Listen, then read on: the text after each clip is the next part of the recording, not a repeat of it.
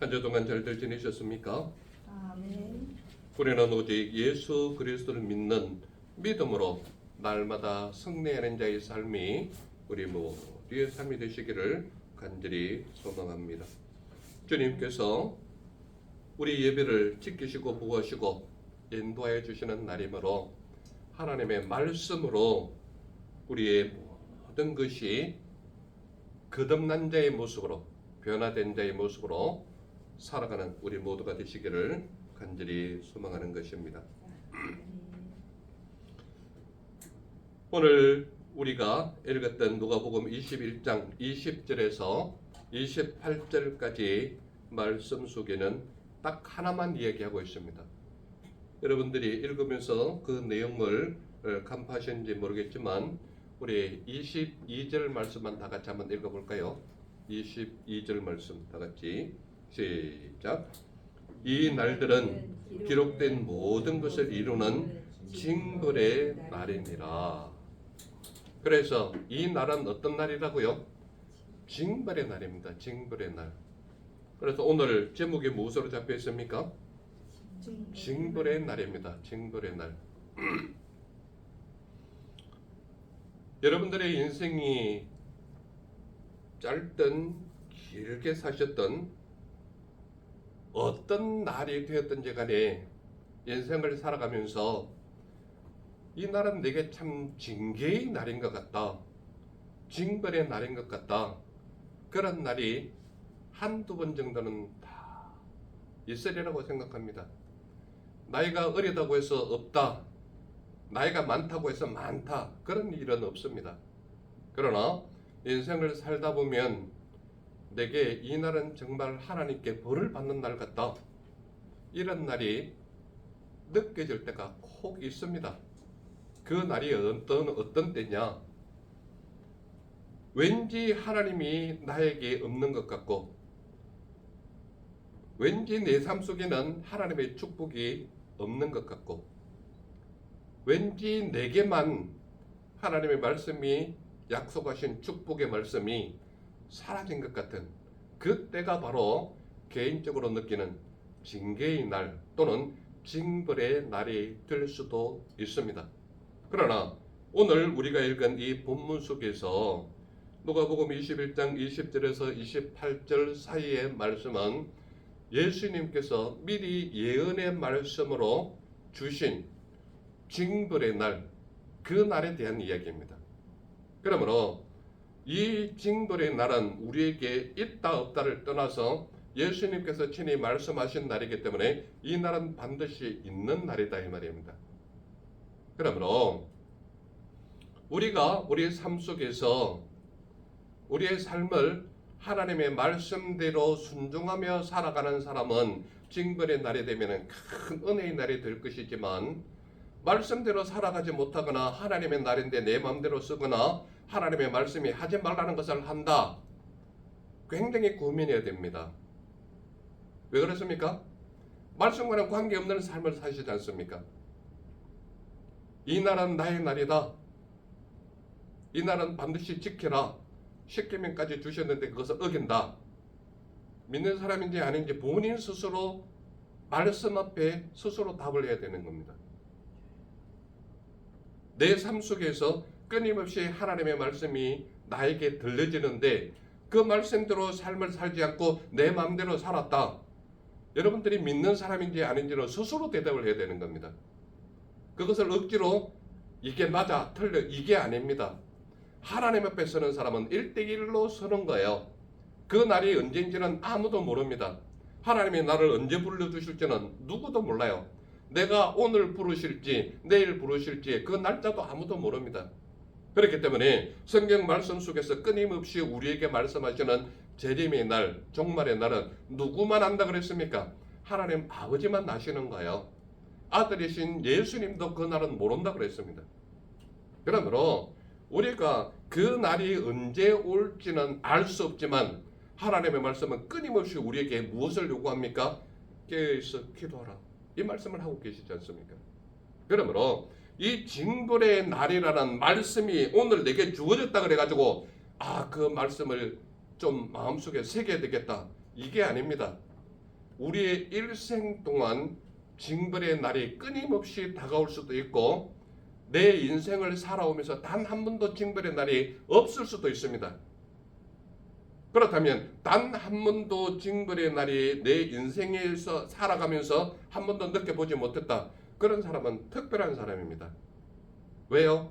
하나님이 선택한 사람이거나 하나님이 철저하게 보호하고 있거나 아니면 하나님의 외적인 삶을 살거나.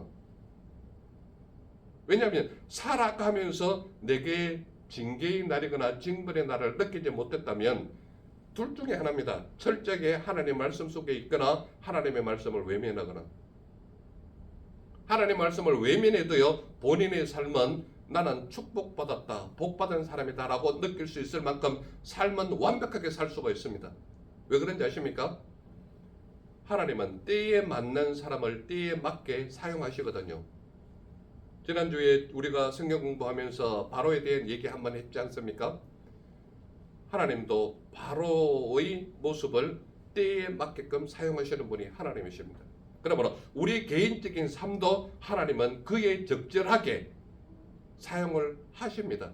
다만 하나님의 말씀에 철저하게 순종하는 삶이냐 아니냐에 따라서 그 때가 되면 정확하게 드러나는 것이 또한 그날이기 때문입니다. 여러분들은 여러분들 나름대로 선택도 하고 결정도 하고 여러분들 나름대로 삶을 살아갑니다. 그러나 그 때가 되면요 분명하게 자기가 선택하는 일에 대해서는 책임을 져야 하는 날이 바로 그 날입니다. 그러므로 제가 여러분들에게 이렇게 하십시오 저렇게 하십시오 저는 말씀에 입각한 즉 말씀이 말하고 있는 그것을 전할 뿐이지 여러분들의 삶 자체를 제가 책임질 수 있는 그런 위치는 절대 못 됩니다. 왜 그런지 아십니까? 제게 맡겨진 사명은 하나님의 말씀을 온전히 전하는 자로 사명을 받았기 때문에 하나님의 말씀이 있는 그대로를 전할 뿐입니다.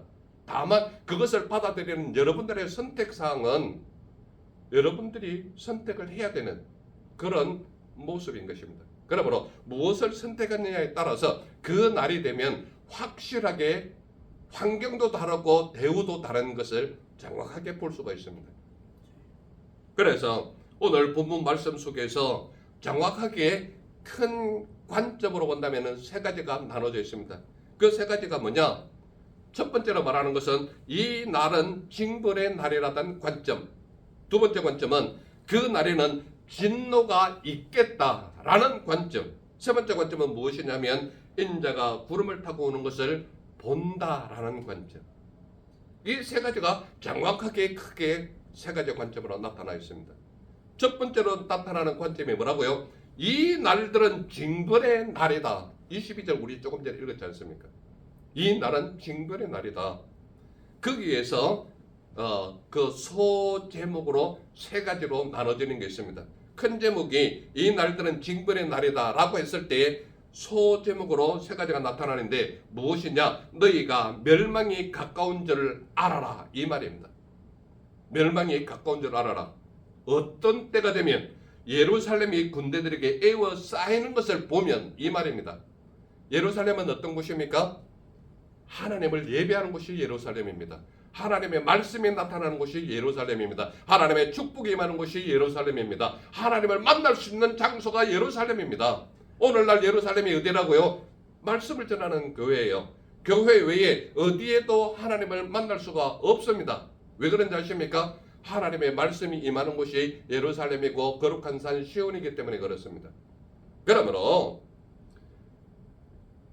하나님은 전지전능하시고 무소부재하시기 때문에 어디에든지 계시고 안 계신 곳이 없으신 하나님이 또한 우리 하나님이십니다. 그러나 개인적으로 하나님을 철저하게 만나고 그의 음성을 듣고 하나님과 철저하게 교제를 나누는 곳이 어디냐? 예루살렘 성전이란 말이에요.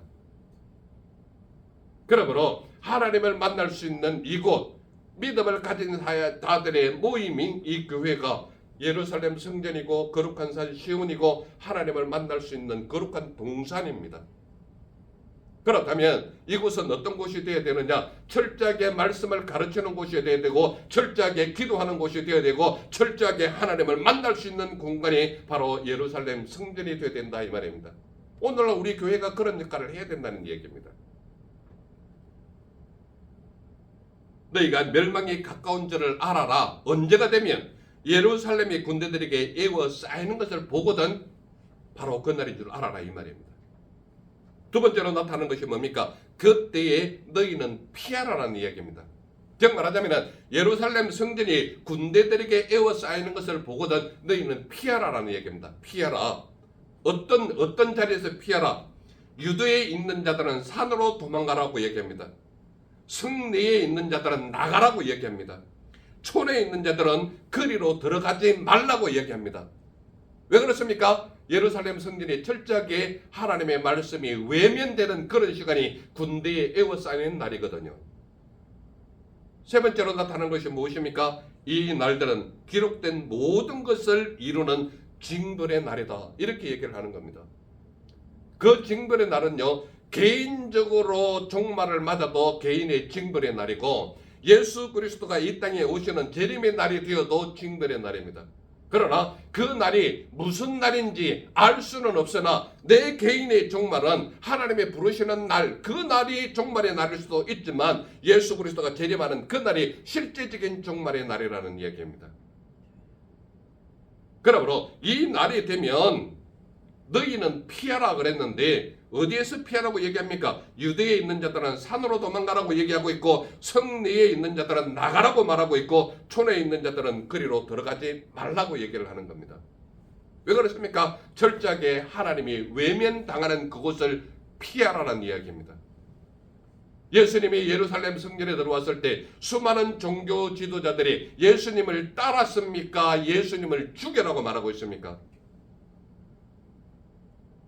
종려나무를 가지를 흔들며 호산나 호산나 우리 유대의 왕이여 이러면서 환영했던 그들이 철저하게 예수 그리스도를 죽이려고 십자가에 못 박히게 하려고 강도짓을 한 바라바를 내놓으라 그러고 예수님을 십자가에 못 박으라고 내놓는 그들의 모습이 누구였느냐? 유대 백성이라는 얘기입니다. 믿음을 가진 백성들이 그 짓을 한다는 얘기입니다. 오늘날 예수 그리스도를 믿는다고 교회에 나오는 사람이 예수 그리스도를 죽이고 있는 일에 앞장서고 있다는 이야기입니다. 왜 그렇습니까? 징벌의 날이 되었기 때문에 그렇습니다. 왜 징벌의 날을 믿음에 가진 사람은 외면하고 있는지 아십니까? 나도 믿음을 아는데, 나도 말씀을 아는데 나는 내 지식대로 살래. 자기 자신이 우선이거든요. 그런 자들은 징벌의 날이 된다 할지라도 나 자신의 할 일이 우선이지 하나님과 관계성이 우선인 것이 아닌 자들입니다. 그래서 철저하게 유대에 속한 자들은 하나님만 믿고 따르는 자들이 되어야 되는데 하나님을 외면하는 모습이 누구에게 나타납니까? 하나님이 선택한 백성, 이스라엘 백성들이 그 짓을 하고 있다는 이야기입니다. 오늘날 교회에 나오는 사람이 하나님의 말씀을 가르치는 자를 제일 먼저 적대시하고 있지 않습니까?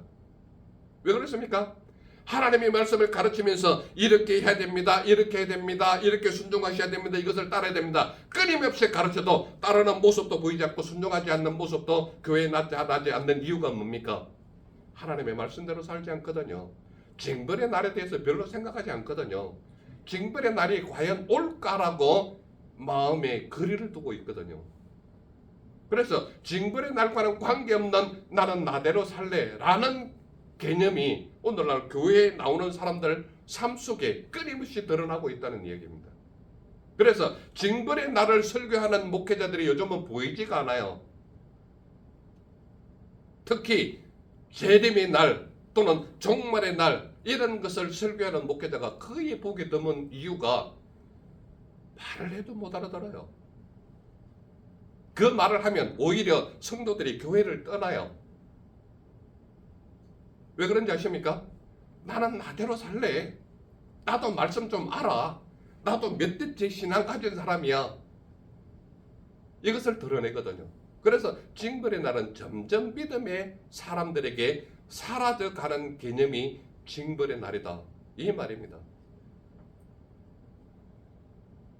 그래서 소규모 제목에 보면 이 날들은 기록된 모든 것을 이루는 징벌의 날이다. 정확하게 말하고 있는 것입니다. 두 번째로 나타나는 관점이 무엇입니까? 그 날에는 진노가 있겠다라고 말합니다. 그러니까 이 날들은 징벌의 날이다 라고 이야기하면서 너희가 멸망에 가까운 줄 알아. 그때는 너희는 피하라. 이 날들은 계속된 모든 것이 이루는 징벌의 날이다 라고 첫 번째 관점에서 보여줬다면, 두 번째 관점에서 무엇을 보여주느냐? 그 날에는 진노가 있겠다는 이야기입니다. 진노는 누구로부터 오는 겁니까? 하나님으로부터 오는 거예요. 진노가 언제? 징벌의 날이 되면. 그래서 그 날에는 진노가 있겠다. 23절 우리 다 같이 한번 읽어볼까요? 23절 말씀 시작. 그 날에는 아이된 자들과 젖먹 있는 자들에게 화가 있으니 이는 땅에 큰 환난과 이 백성에게 진노가 있겠으리로다. 그 날에는 진노가 있다 이 말입니다. 그 날에는 진노가 있겠다 그랬는데, 첫 번째로 어떤 자가 제일 피해를 입느냐 하면 그 날에는 아이 뵌 자들과 젖먹이는 자들에게 화가 있다라고 말하고 있습니다. 즉 말하자면 하나님의 말씀이 임하지 않고 하나님의 말씀에 순종하지 않고 하나님의 말씀에 따르지 않고 하나님의 말씀과 관계없는 삶을 사는 너희는 제일 힘든 자가 누굽니까? 아이 뵌 자가 힘들고 젖먹이는 자가 제일 힘든 시기거든요. 그때는 자기 마음대로 움직일 수가 없어요. 배도 부르고 아이가 젖을 먹는 그런 어미는 그들 때문에 움직일 수가 없는 거예요. 그러니까 피할 수 있는 길이 없다는 것을 말하고 있는 것입니다. 그렇기 때문에 그 날에는 아이 뵌 자들과 젖먹이는 자들에게 화가 있다는 얘기입니다. 왜냐? 피할 길이 없거든요. 피해도 다른 사람보다 똑같이 달려야 되는데 아기를 안고 업고 뛸 수 있겠습니까? 뛰어도 뛸 수는 있겠지만 속도는 더딘 거죠. 그러니 그 날에는 임하는 진노가 제일 먼저 오는 자가 누구냐? 아이 뵌 자들과 젖먹이는 자들이 바로 화가 있게 됐다 이 말입니다. 피할 수가 없어요.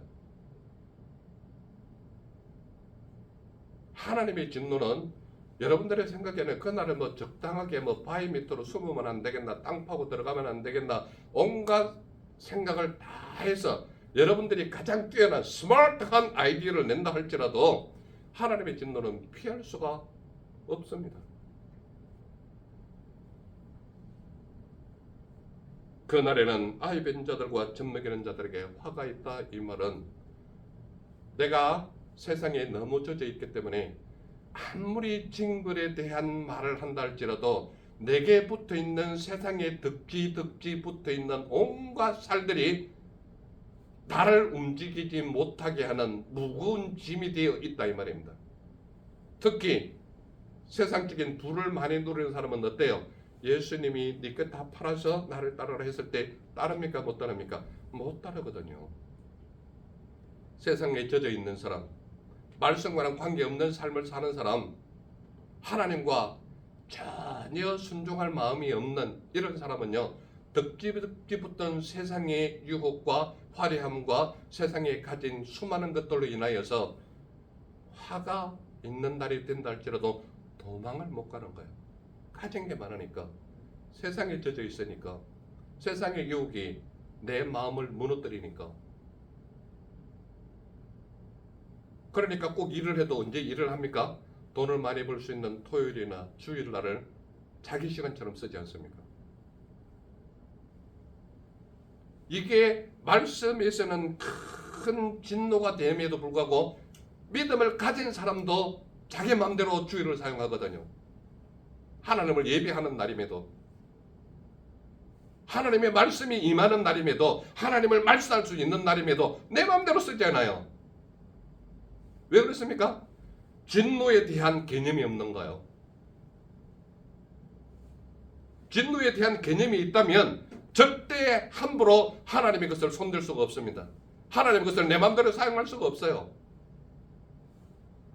왜냐하면 진노의 날은 예수님이 친히 구름 타고 오시는 날이거든요. 여러분들이 그 날을 피할 수 있을 것 같습니까? 절대 못 피해요.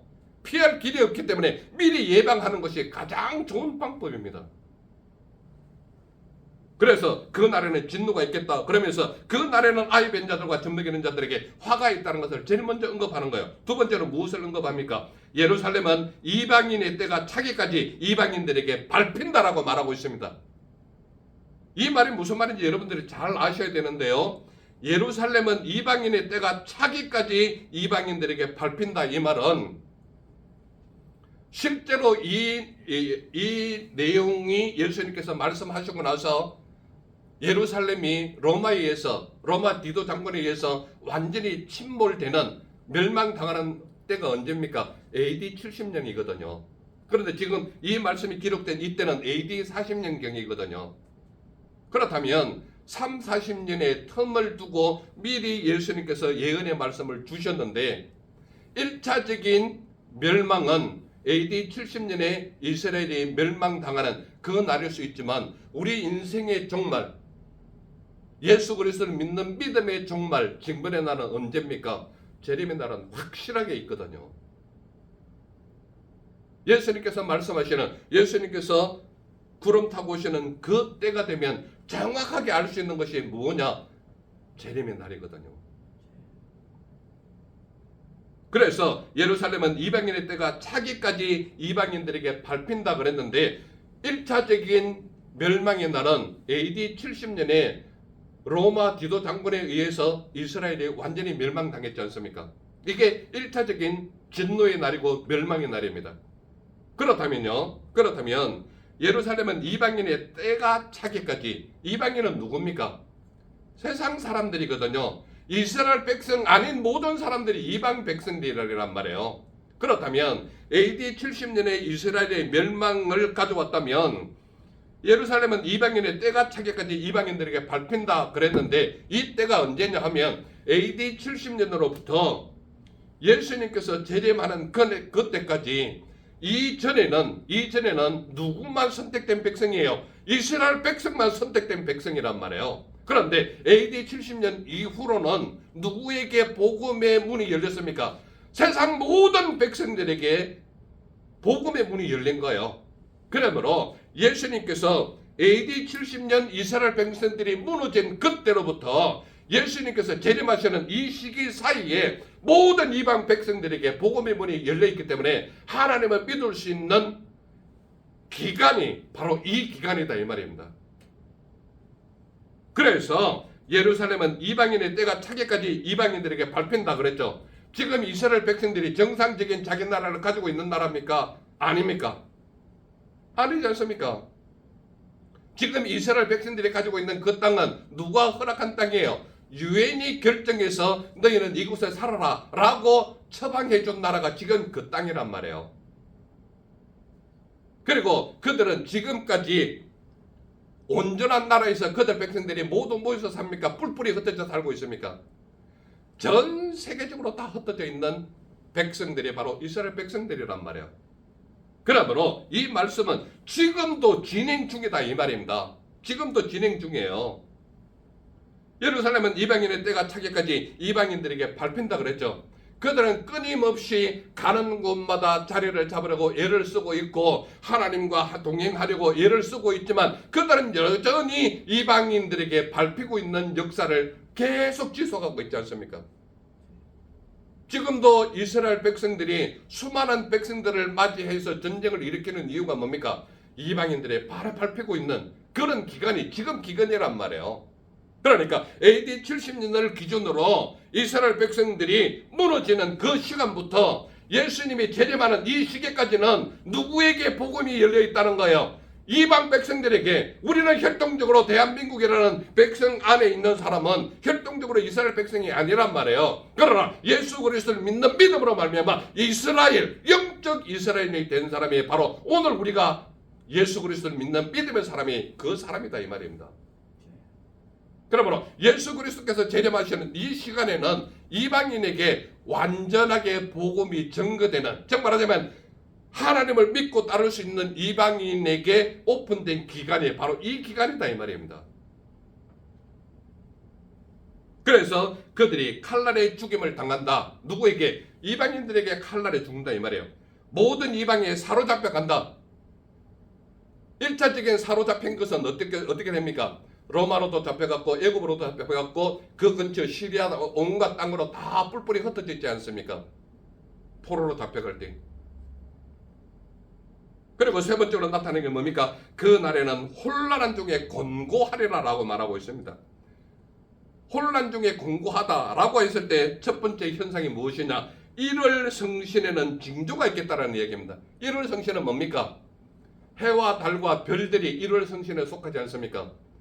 그러니까 그 징벌의 날이 됐을 때는 하늘에 있는 온갖 해와 별과 달들, 별까지 다 이것이 징조가 일어난다. 이것은 우리가 무엇으로 정확하게 알 수 있는가 하면 구약 때 이스라엘 백성과 이방 백성들과 전쟁을 일으킬 때에 이스라엘의 선지자가 뭐라고 얘기합니까? 이 전쟁이 이스라엘의 승리가 이를 때까지 태양아 멈춰라 했을 때 태양이 멈췄습니까? 안 멈췄습니까? 멈춰서 내려가지를 않았던 겁니다. 그러니까 하나님의 말씀으로 정확하게 하나님의 음성을 기다리며 그분께로 향하여 나아갈 때 믿음의 백성의 말을 하나님은 들으십니까? 안 들으십니까? 듣는다는 이야기입니다. 그런데 하나님이 없는 것처럼 살아간다면 그 사람처럼 미련한 사람이 없거든요. 오늘날 교회가 그런 짓을 하고 있는 이유가 뭡니까? 하나님의 말씀이 나와는 관계없는 사람처럼 살고 있거든요. 하나님의 말씀이 명령하고 있는데 그 명령을 따르지 않는 이유가 뭡니까? 하나님과 나와는 관계없는 삶을 살고 있다는 이야기입니다.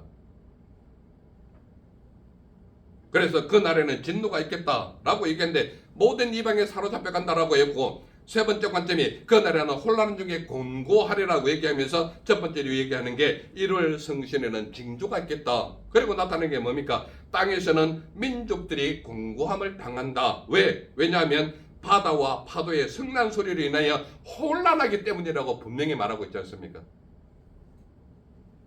그래서 네 번째로 나타나는 관점이 사람들이 무서워서 기절한다라고 얘기합니다. 무서워서 기절한다. 어떻게 해요? 세상에 임한 일을 생각하기 때문에. 두 번째로 무서워하기 때문에. 세 번째로 하늘의 권능들이 흔들리기 때문에. 사람들이 무서워서 기절할 정도의 일이 어떤 일인지 여러분들 당해보고 싶으면 하나님과 반대되는 길을 걸어보십시오. 확실하게 체험하실 겁니다. 그러나 그 날이 잔치날이 되기 위한다면 여러분들의 삶 자체는 하나님의 말씀에 순종하는 법부터 배워야 할 것입니다.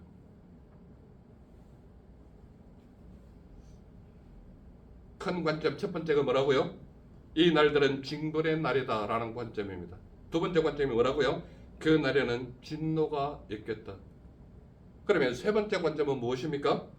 인자가 구름을 타고 오는 것을 본다라는 관점입니다. 27절 다 같이 한번 읽어볼까요? 27절 다 같이 시작. 그때 사람들이 인자가 구름을 타고 능력과 큰 영광으로 오는 것을 보리라. 정확하게 이야기하는 게 뭡니까? 인자가 구름을 타고 오는 것을 본다라는 얘기입니다. 인자가 누구를 의미합니까? 예수님을 의미합니다. 예수님이 구름을 타고 오는 것을 본다라고 정확히 얘기하고 있습니다. 어떻게 말씀이 설명하고 있습니까? 그때의 사람들이, 그때는 어떤 때입니까? 징벌의 날, 징계의 날, 재림의 날, 종말의 날입니다. 그때에 사람들이 인자가 구름을 타고 능력과 큰 영광으로 오는 것을 보리라 라고 말하고 있는 것입니다. 그러므로 예수 그리스도가 오는 것을 보는 것은 믿음을 가진 사람이거나 믿음이 없는 사람이거나 공히 볼 수 있는 그 날이 인자가 오는 것을 본다 이 말입니다. 어떻게 해요? 구름을 타고. 인자가 구름을 타고 올 때에 그냥 오시겠습니까? 천군 천사가 찬양을 하며 오는 거예요. 어떻게 해요? 거룩하다, 거룩하다, 거룩하다. 그 날이 바로 징벌의 날이고 징계의 날이고 하나님의 임재하시는 날입니다. 그래서 그때 사람들이 인자가 구름을 타고 능력과 큰 영광으로 오는 것을 본다라고 분명히 말하고 있습니다. 그러면서 우리에게 명령하는 하나가 있죠. 이런 일이 되기를 시작하거든 일어나 머리를 들라라고 얘기합니다. 명령하는 딱 한 가지가 이거예요. 징벌의 날이 오겠다. 징벌의 날이, 이 날은 징벌의 날이다. 그런데 그 날에는 뭐가 있다? 진노가 있겠다. 진노가 있겠다. 그런데요, 그 날이 되면 어떤 현상이 일어나느냐? 인자가 구름을 타고 오는 것을 본다라고 얘기합니다. 그러면서 이런 일이 되기를 시작하거든 일어나 머리를 들라는 얘기입니다. 이유가 뭡니까? 너희 속량이 가까웠다라고 말하고 있습니다. 속량이 뭡니까? 속량은 우리를 구원하다, 구속하다, 안아주다, 피난처가 되다. 이 말이 속량입니다. 그러니까 속량의 가장 대표적인 것은 구속하다, 구원하다 이 말입니다. 그래서 이런 일이 되기를 시작하거든 일어나 머리를 들라는 이야기입니다. 왜요? 너희 속량이 가까웠기 때문이라고 분명히 말하고 있습니다. 그러니까 너희를 구속하는 날이 그 날이다 이 말입니다.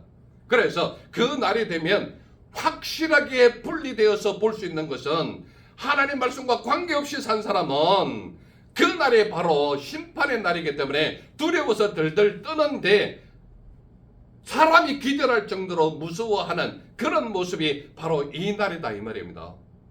그러나 믿음을 가진 사람은 속량이 가까웠다. 이 말은 너희를 구속한다. 하나님 말씀 안에, 하나님의 자유 안에, 하나님의 보호하심 안에, 하나님의 피난처가 되시는 그 날이 내게는 가장 자유로운 날이고 기쁜 날이고 잔치의 날이다 이 말입니다. 그러므로 믿음의 사람은 어떤 일이 일어나든지 간에 이러한 일이 시작되는 것을 너희 눈으로 보거든 머리를 들라는 얘기는 우리가 머리를 들면 누가 보입니까? 하나님이 보이거든요. 재림의 날이 되면 제가 울 수밖에 없는 한 가지가 있는데 우리 어머님이 돌아가시기 전까지 하나님을 몰랐던 분이고 제가 끊임없이 기도하면서 제발 우리 어머님 좀 천국으로 갈 수 있도록 구원받게 좀 해달라고 그렇게 했을 때에 제가 어느 때에 가장 큰 평안을 얻었는가 하면 어머님을 이 은하수 공원에 모시면서 마지막 발인 예배 마치고 차에 이 운구 모든 사람들이 타고 갔는데 그 나오면서 코너를 딱 도는데 저 계족산에서 어떤 모습을 보였는가 하면 완전히 천국의 모습 그대로 구름으로 그대로 보여주는 거예요. 제가 우리 차에 탔던 사람들 이렇게 계시는 우리 사모님도 있고 우리 딸도 있지만 모든 사람들이 저기 좀 봐라 그랬는데 그 모습이 어떤 모습이었는가 하면 구름이 계족산 전체를 덮었는데 천국에서 천군천사가 내려오는 것 같은 그런 흡사한 모습 천국의 저런 모습이니까 하는 제가 이 대전의 지역에서 살면서 그런 모습은 단 한 번도 보지 못한 그런 모습이 그날 나타났단 말이에요. 제가 그래서 차 안에서 그러지 않습니까? 저기 예수님이 계신다. 하나님이 오셨다. 그 고백이 제 입에 고백이었단 말이에요. 그래서 그날은 제가 아무런 생각 없이 어머님을 보내면서 그렇게 마음이 슬픔에도 너무 기쁨이 넘쳤던 그 날이 바로 그 날이에요. 저는 제가 직접 체험한 것, 제가 눈으로 본 것, 제가 거짓말이라면 여러분들에게 이런 말 할 필요가 없습니다. 우리 집사람도 봤고 우리 딸내미도 봤습니다. 천국의 모습, 그 구름의 형상으로 내려오는데 천국이 저렇게 화려할까 할 정도로 완벽한 그 모습을 제 눈으로 정확하게 보여주신 하나님이십니다. 그래서 제 어머님이 가신 것 그렇게 슬픔에도 불구하고 마음속에는 기쁨이 넘치는 은혜가 있었던 날이 바로 그 날입니다. 여러분들 예수 그리스도의 사랑은 끝이 없이 우리를 사랑하시는 하나님이십니다. 그러므로 이런 일이 시작되거든 너희 머리를 들라 하는 것은 내가 너희를 구속하는 그 날이다. 내가 너희를 속량하는 날이 그 날이다. 내가 너희의 피난처가 되어주마. 이 말씀을 약속하시는 날이 바로 그 날이라는 이야기입니다. 그러므로 하나님의 말씀을 받아들이는 여러분들이 어떠한 모습으로 받아들이든 간에 그 날을 마음속에 생각하면서 믿음의 삶을 살아가는 저와 우리 모두가 되시기를 간절히 소망하는 것입니다. 그래서 그 날이 언제 올지는 알 수 없지만 그 날이 되면 우리 모두가 기쁨으로 맞이하는 기쁨의 잔칫날을 맞이하는 날이 저와 우리 모두의 날이 되시기를 간절히 소망하는 것입니다. 아멘. 기도하겠습니다. 사랑해 주 하나님 감사합니다. 오늘도 우리에게 징벌의 날이 어떠한 날인지를 알게 해주시니 감사합니다. 주님께서 기뻐하시는 믿음의 종들로 온전히 세워주셔서 한량없는 은혜의 날이 되게 하옵시고 말씀의 날이 되게 하옵시고 여호와 하나님을 맞이하는 찬양의 날이 되게 하옵소서. 그래 우리의 마음속에 끊임없는 기쁨과 즐거움과 행복감을 느낄 수 있는 은혜의 날이 그 날이 되게 하옵소서. 날 보내신 주 예수님 이름으로 감사하며 기도드렸사옵나이다. 아멘. 아멘.